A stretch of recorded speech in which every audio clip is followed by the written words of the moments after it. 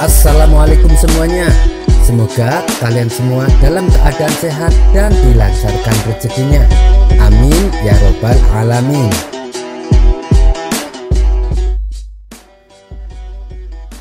Dikisahkan di masa musim paceklik, kondisi keuangan rumah tangga Abu Nawas mengalami kesulitan. Jangankan untuk membeli baju, untuk membeli makanan saja dia tidak punya uang. Tentu saja hal ini membuat Abu Nawas berpikir keras untuk mendapatkan penghasilan. Ia sudah berusaha ke sana kemari untuk mencari pekerjaan, tapi belum juga ia dapatkan. "Wahai suamiku, jualah apa saja yang kita punya, supaya kita bisa beli makanan," kata sang istri menyarankan. "Kalaupun ada barang yang berharga, tentu aku sudah menjualnya," balas Abu Nawas. Abu Nawas pun duduk termenung memikirkan nasibnya yang tengah kesusahan. Di tengah kerisauannya, tiba-tiba matanya tertuju pada sebuah lampu miliknya yang lama sudah tidak terpakai. "Mungkinkah lampu ini akan laku dijual?" pikir Abu Nawas. Pada akhirnya Abu Nawas pun memutuskan untuk menjual lampu miliknya. Berapapun harganya akan ia serahkan. Yang penting bisa untuk membeli makanan. Saat ia tengah membawa lampunya, di tengah jalan ia berpapasan dengan Abu Jahil. "Mau kemana Abu Nawas?" tanya Abu Jahil. "Aku mau ke pasar, mau menjual lampu ini," jawab Abu Nawas. "Sini, coba aku lihat," pinta Abu Jahil. Abu Nawas lalu memberikan lampu tersebut. "Ini kan lampu antik, harganya pasti sangat mahal," gumam Abu Jahil dalam hati. "Berapa kau akan menjualnya?" tanya Abu Jahil. "Terserah berapa saja, yang penting bisa buat makan hari ini," jawab Abu Nawas. Sepertinya Abu Nawas memang tidak tahu kalau lampu miliknya bernilai sangat tinggi, kata Abu Jahil dalam hati. Maka muncul niat jelek di hati Abu Jahil.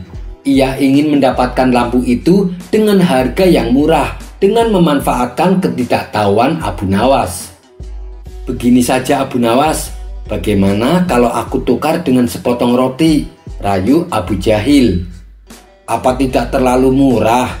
Bagaimana kalau 2 potong roti?" tawar Abu Nawas. "Lampu ini sudah terlalu tua Abu Nawas. Kalau tidak mau ya udah," sahut Abu Jahil pura-pura tidak peduli. Ia pun lalu berjalan pergi meninggalkan Abu Nawas. Tapi dalam hati Abu Jahil berencana untuk kembali menemui Abu Nawas di keesokan harinya. Sementara Abu Nawas pun meneruskan perjalanannya. Saat ia berjalan melewati depan rumah Tuan Hamid, Abu Nawas dipanggil olehnya. Kebetulan saat itu Tuan Hamid tengah berdiri di depan rumah. "Hai Abu Nawas, mau kemana?" tanya Tuan Hamid. "Mau ke pasar, saya akan menjual lampu ini," jawab Abu Nawas. "Kesinilah sebentar, barangkali saya berminat," balas Tuan Hamid. Abu Nawas pun menghampiri Tuan Hamid dan menyerahkan lampu miliknya. Tuan Hamid lalu mengamatinya dengan teliti lampu yang dibawa Abu Nawas. "Ini lampu antik Abu Nawas, nilai harganya tinggi sekali," ujar Tuan Hamid. "Benarkah? Berapa kira-kira harganya?" tanya Abu Nawas penasaran. "Ini harganya setara dengan rumahku," jawab Tuan Hamid. Tuan Hamid sendiri adalah saudagar kaya yang rumahnya besar dan megah. "Begini saja Abu Nawas, saya akan bantu kamu menjualnya. Kebetulan sekali saya punya kenalan saudagar kaya yang gemar mengkoleksi barang antik. Saya akan tawarkan kepadanya.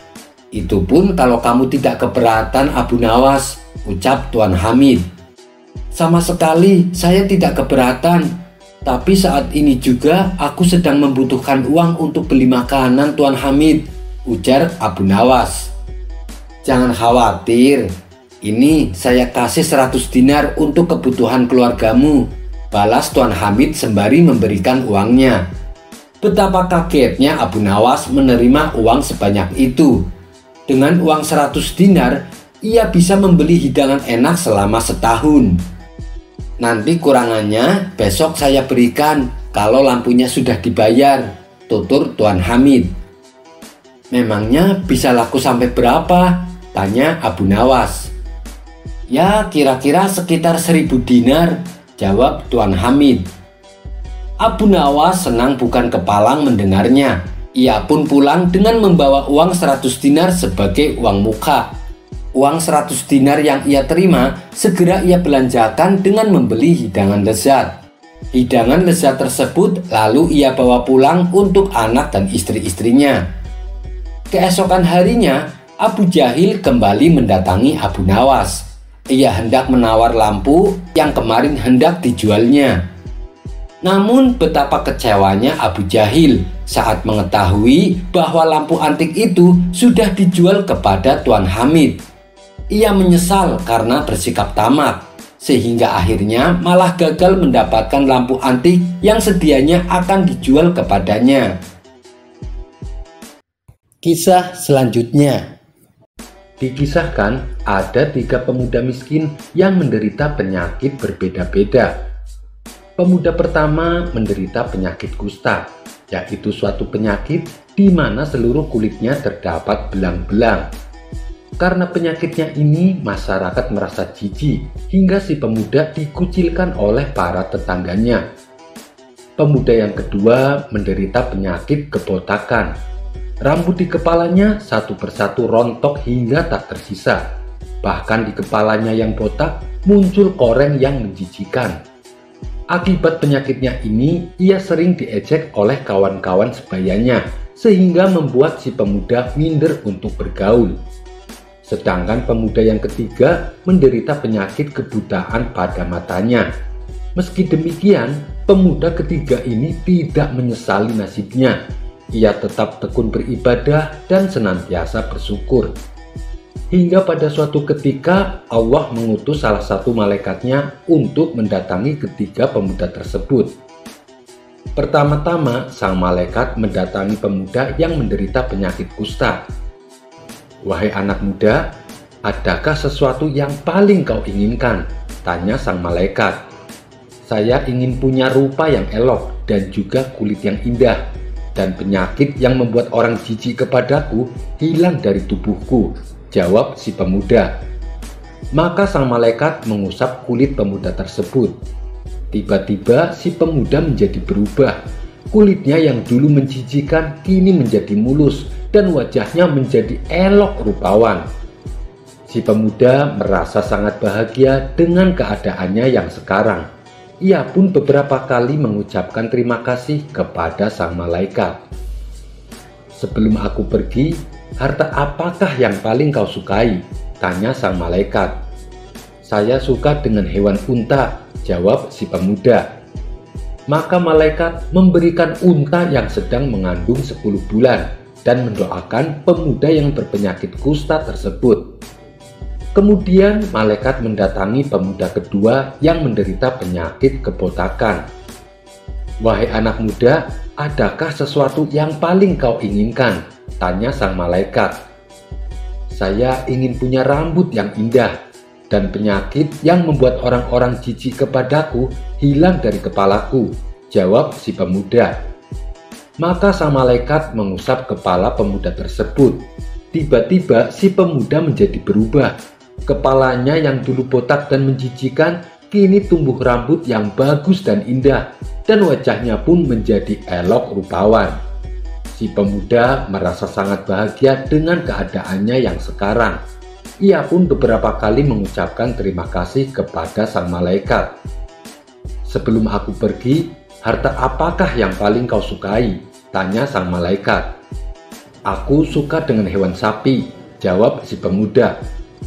Maka malaikat memberikan sapi yang sedang mengandung 10 bulan dan mendoakan pemuda yang berpenyakit kebotakan tersebut. Kemudian malaikat mendatangi pemuda ketiga yang menderita kebutaan pada matanya. "Wahai anak muda, adakah sesuatu yang paling kau inginkan?" tanya sang malaikat. "Saya ingin kedua mataku bisa melihat agar aku bisa melihat indahnya dunia, jawab si pemuda. Maka sang malaikat mengusap kedua mata pemuda tersebut. Tiba-tiba kedua mata pemuda menjadi berubah. Matanya yang dulu buta kini bisa melihat, dan wajahnya pun menjadi elok rupawan. Si pemuda merasa sangat bahagia dengan keadaannya yang saat ini. Ia pun beberapa kali mengucapkan terima kasih kepada sang malaikat. "Sebelum aku pergi, harta apakah yang paling kau sukai?" tanya sang malaikat. "Aku suka dengan hewan kambing," jawab si pemuda. Maka malaikat memberikan kambing yang sedang mengandung 10 bulan dan mendoakan pemuda yang berpenyakit kebutaan tersebut. Singkat cerita, beberapa tahun kemudian, binatang pemberian malaikat yang mereka terima dikelola dengan baik, sehingga berkembang biak sangat pesat. Kini kondisi ketiga pemuda tersebut menjadi pemuda gagah dan kaya raya di daerahnya. Untuk kedua kalinya, Allah kembali mengutus salah satu malaikatnya menguji ketiga pemuda tersebut. Pertama-tama, sang malaikat mendatangi pemuda yang dulunya menderita penyakit kusta. Sang malaikat menyamar sebagai lelaki yang menderita penyakit kusta. "Wahai Tuan, tolonglah aku. Aku adalah seorang musafir yang kehabisan bekal. Aku tidak mempunyai tempat untuk mengadu, kecuali kepada Allah dan kepada dirimu. Aku meminta kepada Tuan 1 ekor unta saja untuk bekal melanjutkan perjalananku ini," pinta sang malaikat. Lantas, apa jawaban pemuda pertama ini? Ia justru menolak dan mengusir sang malaikat. "Hei dengar, saya masih punya tanggungan banyak. Pergilah kamu dari sini," bentak si pemuda. Kemudian malaikat kembali berkata, "Sepertinya aku mengenalmu. Bukankah kamu dulu seorang pemuda miskin yang menderita penyakit kusta? Di mana waktu itu orang-orang jijik melihatmu. Lalu Allah menyembuhkan penyakitmu dan memberimu kekayaan," kata sang malaikat mengingatkan. "Hei, dengar ya, harta kekayaanku ini adalah warisan dari orang tuaku," jawab si pemuda bertambah kesal. "Sekiranya kamu berdusta, Allah akan menjadikan kamu seperti dulu," balas sang malaikat. Ia pun lalu pergi meninggalkan pemuda pertama. Kemudian sang malaikat mendatangi pemuda kedua yang dulunya menderita penyakit kebotakan. Dengan menyamar sebagai pemuda yang menderita kebotakan, malaikat itu berkata kepada pemuda kedua, "Wahai Tuan, tolonglah aku. Aku adalah seorang musafir yang kehabisan bekal. Aku tidak mempunyai tempat untuk mengadu, kecuali kepada Allah dan kepada dirimu. Aku meminta kepada Tuan 1 ekor sapi saja untuk bekal melanjutkan perjalananku ini," pinta sang malaikat.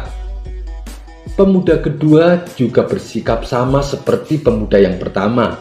Ia menolak dan mengusir sang malaikat. "Hei dengar ya, saya masih punya tanggungan banyak. Pergilah kamu dari sini," bentak pemuda kedua. Sang malaikat pun kembali berkata, "Sepertinya aku mengenalmu. Bukankah kamu dulu seorang pemuda miskin yang menderita penyakit kebotakan, di mana waktu itu orang-orang jijik melihatmu.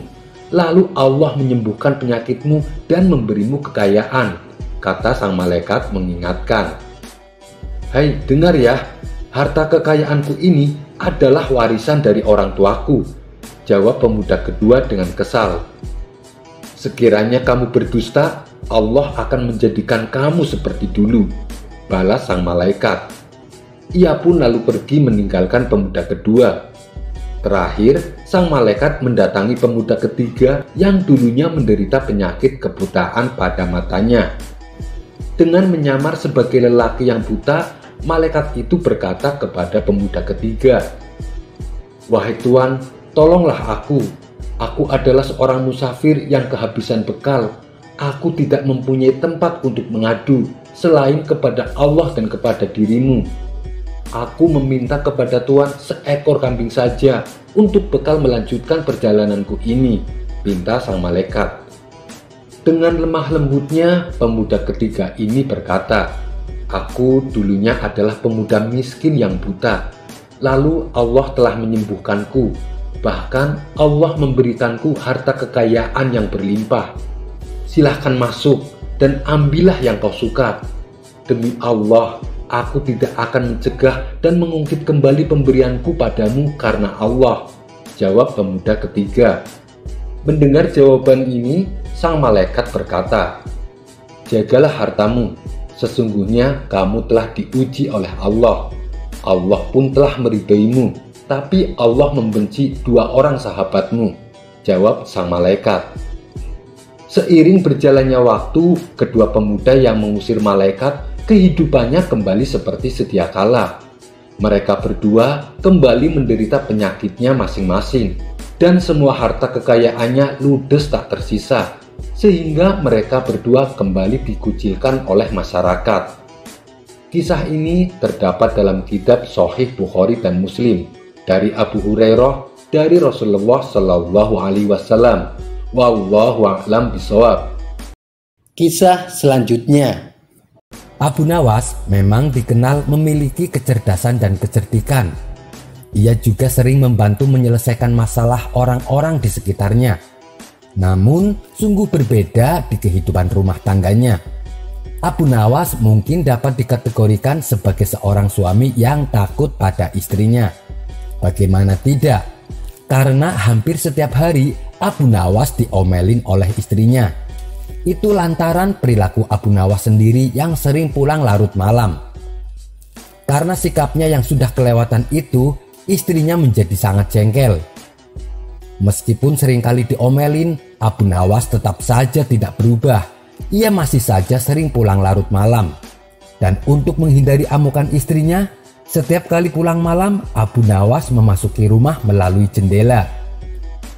Hingga akhirnya sang istri berencana untuk membuat jera Abu Nawas.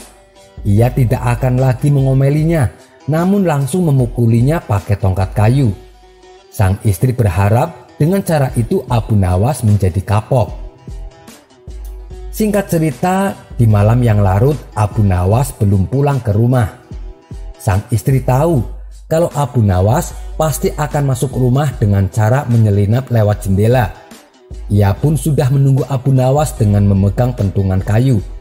Sang istri akan berpura-pura menyangka Abu Nawas sebagai pencuri karena masuk rumah lewat jendela. Dan untuk melancarkan aksinya itu, sang istri sengaja mematikan semua lampu rumahnya. Waktu semakin larut, namun Abu Nawas belum juga pulang. Sang istri yang sudah mengantuk itu tiba-tiba dikejutkan dengan suara yang datang dari balik jendela rumahnya. Nah, itu dia sudah pulang, geram sang istri. Padahal yang mencoba memasuki rumahnya lewat jendela adalah seorang pencuri. Sang istri menduga jika yang datang adalah Abu Nawas. Dengan membawa pentungan di tangannya, ia pun langsung bergegas mendekati jendela dan bersiap untuk memukulnya. Dari balik jendela, pencuri itu mulai memasuki rumah Abu Nawas. Tanpa ingin berlama-lama, sang istri langsung melayangkan pentungan ke arah si pencuri, hingga pencuri itu jatuh tersungkur ke lantai. "Ampun, ampun!" teriak si pencuri. Namun istri Abu Nawas tetap saja memukulinya dengan pentungan. Setelah beberapa saat, istrinya mulai tersadar. Ia merasa suara minta ampun orang yang dipentungnya bukanlah suara suaminya. Karena merasa penasaran, akhirnya sang istri menghidupkan lagi lampu rumahnya. Sehingga tampak jelas bahwa orang tersebut memang bukanlah suaminya, melainkan orang lain yang hendak mencuri di rumahnya. Si pencuri terlihat pingsan dan penuh luka lebam akibat pentungan istri Abu Nawas. Sontak sang istri langsung berteriak tidak karuan meminta tolong. "Tolong, ada pencuri!" Teriakan istri Abu Nawas ternyata membangunkan warga sekitar. Mereka langsung bergegas menuju rumah Abu Nawas dengan cepat. Setibanya di rumah Abu Nawas, para warga melihat si pencuri sudah pingsan dalam keadaan babak belur. Mereka pun kagum dengan keberanian istri Abu Nawas. "Maaf, aku tidak bermaksud menyakitinya, apalagi sampai separah ini. Aku sudah keliru," kata istri Abu Nawas kepada warga yang datang. Keliru? Keliru bagaimana maksudnya? Tanya salah seorang warga heran. Tadi ia masuk melalui jendela. Aku kira itu suamiku yang sering pulang malam, makanya langsung saya pentung. Enggak taunya itu pencuri beneran, jelas istri Abu Nawas. Tidak lama kemudian Abu Nawas pun pulang. Ia kaget, wajahnya menjadi pucat melihat banyak orang di rumahnya. Dirinya khawatir telah terjadi sesuatu kepada istrinya. Ia pun langsung berlari mendekati kerumunan warga di rumahnya. Kemudian ada salah seorang warga yang menceritakan kejadian sebenarnya. Wajah Abu Nawas yang semula pucat berubah menjadi tersenyum. Ia kemudian berkata, "Untung saja aku pulang lebih telat. Kalau tidak, aku yang akan mengalami nasib sial itu," ujar Abu Nawas merasa bahagia. Namun demikian, Abu Nawas sangat memuji keberanian istrinya. Meski si pencuri dikiranya adalah dirinya yang sering pulang malam lewat jendela. Kisah selanjutnya. Seperti biasa, kalau tidak ada undangan ke istana, Abu Nawas menghabiskan waktunya di kedai teh kepunyaan Pak Hamid. Karena di sanalah ia bisa tahu berita hangat yang sedang beredar di masyarakat dari sesama kawan tongkrongannya. Pada suatu hari, saat Abu Nawas sedang nongkrong di warung Pak Hamid, datanglah beberapa kawannya menemani Abu Nawas. Kemudian salah satu kawannya berkata kepadanya, "Hei Abu Nawas, aku ada tantangan untukmu. Apakah kamu berani?" ucap kawannya. Dengan entengnya Abu Nawas menjawab, "Tentu saja saya berani. Tantangan apa yang akan kalian berikan?" tanya Abu Nawas. "Begini Abu Nawas, tantangannya adalah kalau kamu bisa mengencingi warung Pak Hamid, maka kami akan memberikanmu hadiah. Tapi syaratnya saat kamu mengencingi seisi ruangan warungnya, Pak Hamid harus tertawa. Kalau Pak Hamid sampai jengkel, berarti kamu telah gagal," ujar kawan-kawannya. Waduh, tantangan yang sangat beresiko. Mengingat Pak Hamid terkenal sangat galak, kata Abu Nawas dalam hati. Ia pun lantas berpikir sejenak. Tak lama kemudian Abu Nawas kembali berkata, "Begini kawan-kawan, karena tantangannya sangat beresiko, berapa hadiah yang akan kalian berikan kalau aku berhasil melakukannya?" tanya Abu Nawas. Kawan-kawannya menjawab, "Kami akan memberikanmu hadiah uang 1000 dinar. 1000 dinar? Uang yang cukup banyak." Tanpa pikir panjang, Abu Nawas pun menerima tantangan kawan-kawannya itu. "Baiklah, saya terima tantangan kalian. Tapi saya minta bayarannya sekarang," ucap Abu Nawas. Mereka pun segera memberikan Abu Nawas uang 1000 dinar. "Kalian tunggu di sini sebentar. Aku akan masuk ke dalam warung Pak Hamid," kata Abu Nawas. Abu Nawas lalu beranjak dari tempat duduknya dan berjalan masuk ke dalam warung Pak Hamid. "Menurut kalian, apakah Abu Nawas bisa berhasil? Pak Hamid kan orangnya sangat galak," tanya salah satu kawannya. "Kita lihat saja nanti. Kalaupun gagal, si Abu Nawas bisa-bisa digebukin pakai kayu sampai pingsan," sahut kawan lainnya sambil tertawa. Tidak lama kemudian terdengar suara tawa Pak Hamid begitu keras. Karena penasaran, kawan-kawannya Abu Nawas segera menengok ke dalam warung Pak Hamid. Betapa kagetnya mereka ketika melihat Abu Nawas sedang mengencingi seluruh ruangan warung Pak Hamid. Sedangkan Pak Hamid sendiri malah tertawa terpingkal-pingkal melihat ulah Abu Nawas. "Bagaimana mungkin ini bisa terjadi?" ucap salah satu dari mereka heran. "Abu Nawas pasti pakai ilmu sihir nih," timpal kawan lainnya. Setelah Abu Nawas berhasil menjalankan tantangannya, ia pun segera meninggalkan warung Pak Hamid dan pulang ke rumahnya dengan membawa hadiah uang. Salah satu kawannya yang penasaran dengan kejadian tadi langsung menyusul Abu Nawas. "Hei Abu Nawas, tunggu dulu," teriaknya sambil berlari ke arah Abu Nawas. Abu Nawas pun menghentikan langkahnya. Ada apa lagi? Kan tantangannya sudah berhasil aku lakukan, tutur Abu Nawas. Iya benar, tapi saya heran Abu Nawas, bagaimana cara kamu melakukannya? Padahal Pak Hamid kan sangat galak, tapi kamu berhasil mengencingi hampir seisi ruangan warungnya. Dan ia sama sekali tidak marah, malah ia tertawa terpingkal-pingkal. Tanya kawannya penasaran. Oh, itu sih gampang, balas Abu Nawas. Saat aku menemui Pak Hamid di dalam warungnya, aku menantang dia sebuah permainan dengan hadiah 500 dinar. Tentu saja Pak Hamid tertarik. Permainannya adalah barang siapa yang paling banyak memasukkan air kencing ke dalam gelas di hadapannya, maka dialah pemenangnya. Lalu saya dan Pak Hamid menaruh gelas di hadapannya masing-masing. Giliran pertama adalah Pak Hamid. Ia kencing fokus ke arah gelas di hadapannya. Tentu saja gelasnya terisi banyak oleh air kencing. Lalu tibalah giliran saya. Saya kencing ke sana kemari tak tentu arah. Hampir seisi ruangan saya kencingi, kecuali gelas yang ada di hadapanku. Melihat hal itu, Pak Hamid pun tertawa terpingkal-pingkal. Karena ia merasa bakal memenangkan lomba dan mendapatkan hadiah 500 dinar. Dan memang kenyataannya Pak Hamidlah pemenangnya. Lalu aku berikan dia 500 dinar. Sedangkan sisa 500 dinarnya lagi aku bawa pulang, kata Abu Nawas menjelaskan.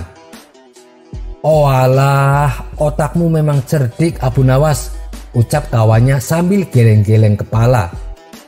Sekian dulu perjumpaan kita kali ini. Sampai bertemu lagi di kisah selanjutnya. Terima kasih yang sudah subscribe dan setia menonton channel ini.